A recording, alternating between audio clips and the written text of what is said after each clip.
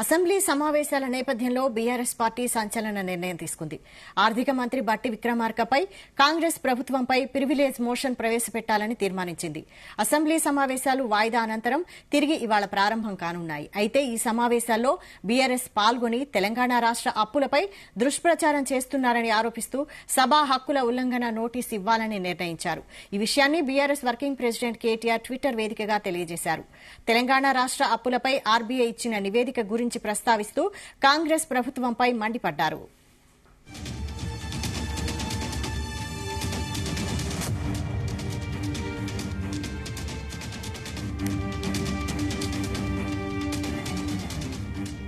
మొత్తం రాష్ట్ర అప్పులు 7 లక్షల కోట్లని చెబుతూ శాసనసభను, తెలంగాణ ప్రజలను తప్పుదోవ పట్టించేందుకు కాంగ్రెస్ ప్రభుత్వం పదే పదే చేస్తున్న ప్రయత్నాలకు వ్యతిరేకంగా తాము ప్రివిలేజ్ మోషన్ను ప్రవేశపెడతామని స్పష్టం చేశారు.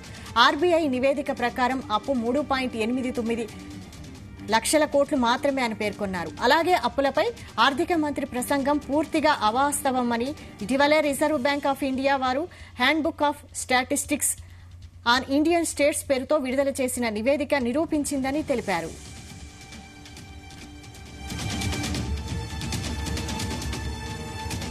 రెండు 2014-15లో తెలంగాణ మొత్తం రుణాలు 72,658 కోట్లు ఉండగా 2024 మార్చి నాటికి ఈ రుణాల మొత్తం రూపాయలు 3,89,673 కోట్లకు చేరిందని ఆర్బీఐ వెల్లడించిందని అన్నారు. అంతేగాక ఆర్థిక మంత్రి అప్పులపై ఉద్దేశపూర్వకంగా తప్పుడు సమాచారం ఇచ్చి గత బీఆర్ఎస్ ప్రభుత్వ ప్రతిష్టకు భంగం కలిగించారని, కావున తెలంగాణ శాసనసభ కార్య విధాన మరియు కార్యక్రమ నిర్వహణ నియమావళిలోని 168(1) నిబంధన ప్రకారం భారత రాష్ట సమితి శాసనసభ పక్షం తరపున ఆర్థిక మంత్రిపై సభా హక్కుల ఉల్లంఘన నోటీసు ఇస్తున్నామని కేటీఆర్ వెల్లడించారు. ఇదే అంశంపై మరిన్ని డీటెయిల్స్ బ్యూరో చీఫ్ నరేందర్ అందిస్తారు. నరేందర్. రైట్ వైశాలి, వారం రోజుల తర్వాత మళ్ళీ అసెంబ్లీ సమావేశాలు తిరిగి ప్రారంభం అవుతున్నాయి. దీంట్లో ప్రధానంగా ఈరోజు చాలా అంశాలు కూడా సభలో ప్రస్తావనకు వచ్చే అవకాశం ఉంది. ప్రధానంగా బీఆర్ఎస్ అదేవిధంగా కాంగ్రెస్ సభ్యుల మధ్య రద్దగా మారే అవకాశం అయితే కనిపిస్తుంది. ఇక్కడ ప్రధానంగా ఈ శీతాకాల సమావేశంలో ప్రధానంగా పలు అంశాల్లో చర్చకు వచ్చే అవకాశం ఉండగా ప్రధానంగా నిన్న బట్టి విక్రమార్క చేసినటువంటి కామెంట్స్ కానీ, అంతకన్నా ముందు పలుసార్లు రేవంత్ రెడ్డి కానీ, అదేవిధంగా పలువురు మంత్రులు కూడా 7 లక్షల కోట్ల అప్పు బీఆర్ఎస్ పార్టీ మా తల మీద పెట్టిపోయిందంటూ కూడా చాలా సార్లు చెప్పినటువంటి సందర్భం. అయితే ఆర్థిక శాఖ మంత్రి బట్టి విక్రమార్క తాజాగా చేసినటువంటి ఏదైతే 7 లక్షల కోట్ల అప్పు పైగా చేసిపోయింది, దానికి వడ్డీలకు చెల్లించాల్సిన దానికే మళ్ళీ మేము తిరిగి అప్పు చేయాల్సిన పరిస్థితి వచ్చిందంటూ కూడా సంచలన వ్యాఖ్యలు బట్టి విక్రమార్క చేసినటువంటి నేపథ్యంలో ఖచ్చితంగా కాంగ్రెస్ ప్రభుత్వంపై ప్రివిలేజ్ మోషన్ ఇవ్వాలన్నటువంటి ఆలోచన బీఆర్ఎస్ పార్టీ చేస్తుంది. ఇప్పటికే కేటీఆర్ ఈ అంశం మీద ఇప్పటికే ట్విట్టర్ లో కావచ్చు, లేదంటే నోటీసు కూడా ఇప్పుడు ఇవ్వడం జరిగింది. ఇప్పటికే దీనికి సంబంధించి అసెంబ్లీ సమావేశాల నేపథ్యంలో ఈ ఆర్థిక మంత్రిపై ఈ ప్రివిలేజ్ మోషన్ ఇవ్వాలన్నటువంటి ఆలోచన అయితే చేస్తున్నారు. దీనికి ప్రధానంగా ఏదైతే సభ హక్కుల ఉల్లంఘన సంబంధించి నియమావళి ఉందో 168(1) నిబంధనల ప్రకారం భారత రాష్ట్ర సమితి శాసనసభ పక్షం తరఫున ఆర్థిక మంత్రిపై సభా హక్కుల ఉల్లంఘన నోటీసు ఇవ్వాలని కూడా కేటీఆర్ ఈ మేరకు నిర్ణయం తీసుకుంటున్నారు. ఎందుకంటే దీనికి ప్రధానంగా ఆర్బీఐ లెక్కలు కూడా కేటీఆర్ సూచించడం జరుగుతుంది. 2014-15లో తెలంగాణ ఏర్పడిన టైంలో 72,000 కోట్ల రూపాయలు రుణాలు అంటే ఆనాడు అంతకన్నా ముందు కాంగ్రెస్ ప్రభుత్వం ఉండేది. అప్పుడు 72,000 కోట్ల రూపాయలు ఉన్నప్పటికీ మేము 2024 మార్చి నాటికి ఈ రుణాల మొత్తం కూడా 3,89,673 కోట్ల రూపాయలు మాత్రమే ఉన్నాయంటారు. అంటే దాదాపు ఇప్పుడు బట్టి విక్రమార్క చేసినటువంటి 7 లక్షల కోట్ల సగం కూడా లేవు అనేటువంటి విషయాన్ని ఇప్పటికే పలుసార్లు హరీష్ రావు కావచ్చు, కేటీఆర్ గానీ చెప్తున్నటువంటి సందర్భం ఉంది. ఇది పూర్తిగా సత్యదూరమైనటువంటి వ్యాఖ్యలు. కేవలం బీఆర్ఎస్ 10 ఏళ్ల పాలనపై బురదలేందుకు, మమ్మల్ని తక్కువ పలచన చేసే ఉద్దేశంతో ఇలాంటి ప్రయత్నాలు చేస్తుంది కాంగ్రెస్ ప్రభుత్వం కూడా చెప్తున్నారు. అంతేకాకుండా అయితే కాంగ్రెస్ కావచ్చు, ముఖ్యంగా రేవంత్ రెడ్డి బట్టి విక్రమార్క చెప్తున్న దాని ప్రకారం వీళ్ళు కార్పొరేషన్ తీసుకున్నటువంటి ఏదైతే లోన్లు ఉన్నాయో, అప్పులు ఉన్నాయో అవి కలపడం లేదనేది కూడా బట్టి విక్రమార్క పలు సందర్భాల్లో చెప్పారు. అందుకని అవన్నీ కలిపితే 7 లక్షల కోట్లుగా ఈయన చూపిస్తున్నటువంటి పరిస్థితి మనం చూస్తున్నాం. ఏదైనా కూడా అడుగు కాంగ్రెస్ బీఆర్ఎస్ మధ్య పచ్చగట్టేసే బక్కు అన్నటువంటి పరిస్థితి 7 లక్షల కోట్ల రూపాయలకు సంబంధించినటువంటి అంశంలో సుమారు అయితే లేపుతుంది. ఇది ఖచ్చితంగా ఈ సభ్యుల మధ్య వాడివేడి చర్చ అయితే జరిగే అవకాశం ఉంది. ముందు సభ ప్రారంభం కాగానే 10 గంటలకు మాజీ శాసనసభ్యులు ఎవరైతే ఉన్నారో వాళ్లకు చనిపోయినటువంటి వాళ్లకు శ్రద్ధాంజలి వేస్తారు. దాని తర్వాత వెంటనే సభ ప్రారంభమైనటువంటి తర్వాత క్వశ్చన్ అవర్ లో తర్వాత ఇది లేవనెత్తే అవకాశం అయితే కనిపిస్తుంది. సభాహక్కుల నోటీసు కూడా ఇచ్చి వెంటనే ఆయన మీద పెట్టాలన్నటువంటి ఆలోచన చేస్తున్నట్టుగా తెలుస్తోంది.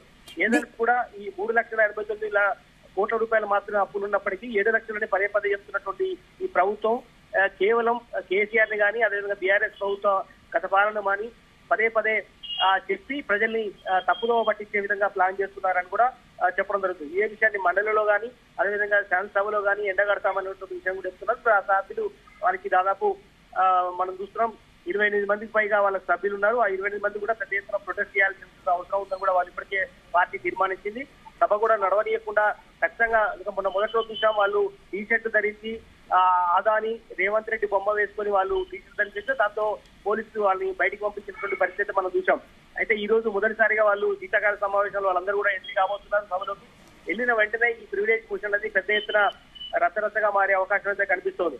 ఏదైనా కూడా ఈ సభా హక్కుల నోటీస్ అనేది ఈ మధ్య కాలంలో ఇవ్వలేదు. ఖచ్చితంగా ఆర్థిక శాఖ మంత్రికి ఇవ్వడం అనేది ఒక సంచలనంగానే మనం చూడాల్సిన అవసరం ఉంది.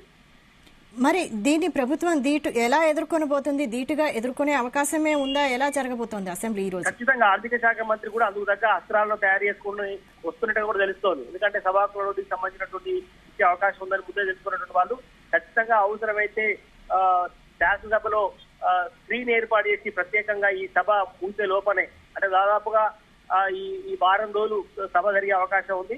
ఈ శుక్రవారం లేదా శనివారం వరకు జరిగే అవకాశం ఉన్న నేపథ్యంలో ఈ వారం రోజుల్లో ఏదో రోజు అవసరమైతే స్క్రీన్ ఏర్పాటు చేసి తీసుకొచ్చినటువంటి అప్పులు ఎందుకు మేము గతంలో కాంగ్రెస్ ప్రభుత్వం ఉన్నప్పుడు ఎంతైతే అప్పు చేశామో దాని తర్వాత వీళ్ళు చేసినటువంటి అప్పులు ఏ అంశాల మీద తీసుకొచ్చారు, రిజర్వ్ బ్యాంక్ నుంచి కావచ్చు, వివిధ బ్యాంకుల నుంచి కావచ్చు, కార్పొరేషన్ నుంచి చేసినటువంటి అప్పులు కావచ్చు, కాళేశ్వరం కోసం తీసుకొచ్చినటువంటి అప్పులు కావచ్చు, ఆ అప్పులకు మళ్ళీ వడ్డీ ఎలా చెల్లిస్తున్నటువంటి అంశాలు కావచ్చు, ఇవన్నీ కూడా స్క్రీన్ లో పవర్ పాయింట్ ప్రజెంటేషన్ చేసే అవకాశం కూడా లేకపోలేదు. ఖచ్చితంగా బట్టి విక్రమార్క అందుకు అనుగుణంగా ఖచ్చితంగా డాక్యుమెంట్ రెడీ చేసుకొని వస్తున్నట్టుగా తెలుస్తుంది. చూడాలి దీని మీద ఖచ్చితంగా సభలో చర్చ జరిగే సందర్భంలో ఖచ్చితంగా బట్టి మాట్లాడతారు ఆర్థిక శాఖ మంత్రిగా. ఖచ్చితంగా ఆయన డిప్యూటీ సీఎం గా కూడా ఉన్నారు కాబట్టి ఖచ్చితంగా రేవంత్ రెడ్డి కానీ బట్టి విక్రమార్క కానీ మాట్లాడి ఈ అంశం మీద అవసరమైతే ఒక రోజు మొత్తం చర్చ పెట్టడానికి కూడా సిద్ధమైనటువంటి విషయాన్ని కూడా ఖచ్చితంగా ముఖ్యమంత్రి కానీ డిప్యూటీ సీఎం చెప్పే అవకాశం అయితే కనిపిస్తోంది. అయితే దీంతో అంటే ఈ ప్రక్రియతో కేటీఆర్ సెల్ఫ్ గోల్ చేసుకునే అవకాశం ఉందా? కేటీఆర్ ప్లాన్ ఎలా చూడాలి? ఖచ్చితంగా బీఆర్ఎస్ పార్టీ ప్రధానమైనటువంటి పార్టీ రాష్ట్రంలో ఖచ్చితంగా ప్రధాన ప్రతిపక్షమైనటువంటి పార్టీ కాబట్టి ఖచ్చితంగా పార్టీ వర్కింగ్ ప్రెసిడెంట్ గా అదేవిధంగా ఆయన సీనియర్ ఎమ్మెల్యేగా ఆయనే పార్టీని ముందుకు నడుపుతున్నారు. దానిలో భాగంగానే 7 లక్షల అప్పు అనేటువంటి విషయాన్ని వాళ్ళు మాట్లాడుతుండగా కేవలం కార్పొరేషన్ చేసినటువంటి అప్పుల్ని వాళ్ళు లెక్కలోకి తీసుకోవట్లేదు అనేటువంటి సమాచారం అయితే ఉంది.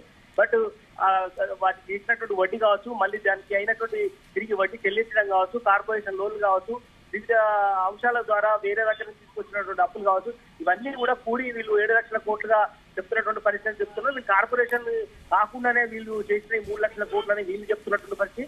అంతిమంగా ఇది సెల్ఫ్గోల్ గా మారే అవకాశం ఉంటుందా?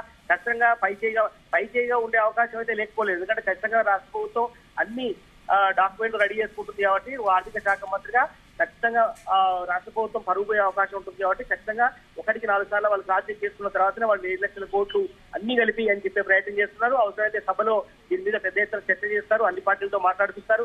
అటు వామపక్ష పార్టీ కానీ అది బీజేపీ కావచ్చు, అన్ని అందరితో మాట్లాడిపించి ఖచ్చితంగా బీఆర్ఎస్ పార్టీని ఎండగట్టే అవకాశం కూడా కాంగ్రెస్ ప్రభుత్వం చేసే అవకాశం కనిపిస్తుంది. అందుకు తగ్గట్టుగా బీఆర్ఎస్ వాళ్ళకు మైక్ ఇస్తారా, వాళ్ళు మాట్లాడే స్వేచ్ఛగా వాళ్ళకు కల్పిస్తారా లేదా చూడాల్సిన అవసరం ఉంది. Right, thank you Narender.